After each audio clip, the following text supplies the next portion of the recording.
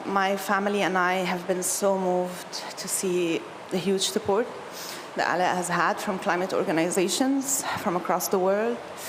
I hope that one day we can repay you, really. It's heartwarming. At this conference, the most vulnerable are supposed to negotiate with the most powerful. He's not in prison for the Facebook post they charged him with. He's in prison because he's someone who makes people believe the world can be a better place. He's someone trying to make the world a better place. So we have not yet been defeated. But right now, all we know is that Alaa stopped drinking water 50 hours ago. We don't know where he is. We don't know if he's alive. My mother waited outside the prison gates for 10 hours yesterday for her weekly letter. They didn't give her one. She's back at those gates right now. I asked the British authorities to get us some proof that Alaa is alive and conscious. I did not get any response.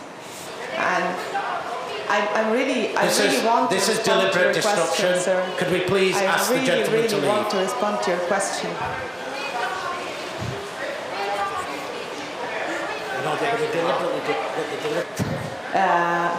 If we can call this questions. One of the first questions was, why didn't you resort to legal routes? Legal routes were exhausted for 9 years. Alaa spent a full 5-year sentence, and that wasn't enough. He wasn't spared. The man who is personal about my family watched my father die while we were both in prison, me and my brother, and that wasn't enough. For the last 8 years, Egypt has been going through a full-scale human rights crisis.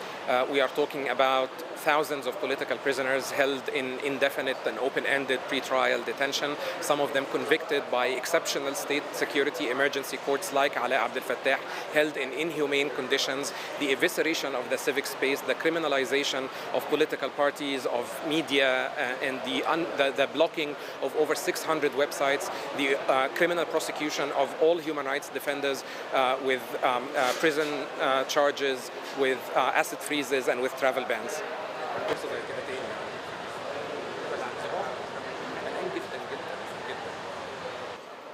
There has been some positive signals over the past few months, probably in the build-up to the COP27 taking place in Egypt. We've seen about 800 political prisoners released and the president calling for a national dialogue with opposition figures and civil society. However, during those same 6 months, more people were arrested on political charges than those that were released. So that actually at the end of the 6 months, we have 800 people released, but 1,500 people arrested. The same kinds of violations are continuing as we speak right now. Because of calls for protests, there are random arrests on the streets, illegal searches of mobile phones, and detention on political grounds like spreading false information or membership of illegal organizations. I hope that we can progress. Really, the solution is so simple. He needs to see the British embassy. I'm hoping there is progress, but I'm here attending COP27 to raise attention because officials are going. There are two governments here responsible, Egyptian government and British government, and there are other governments complicit. And all of these have representation here. And so I want to be here as a reminder to them that there is this man dying over there and you're all complicit and you will have blood on your hands. And that's why I'm here.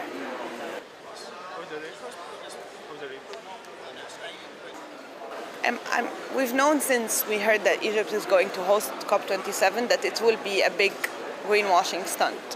I don't think that's become arguable now. I think everybody is aware that how much this regime has blood on its hand and that it's using this conference to greenwash.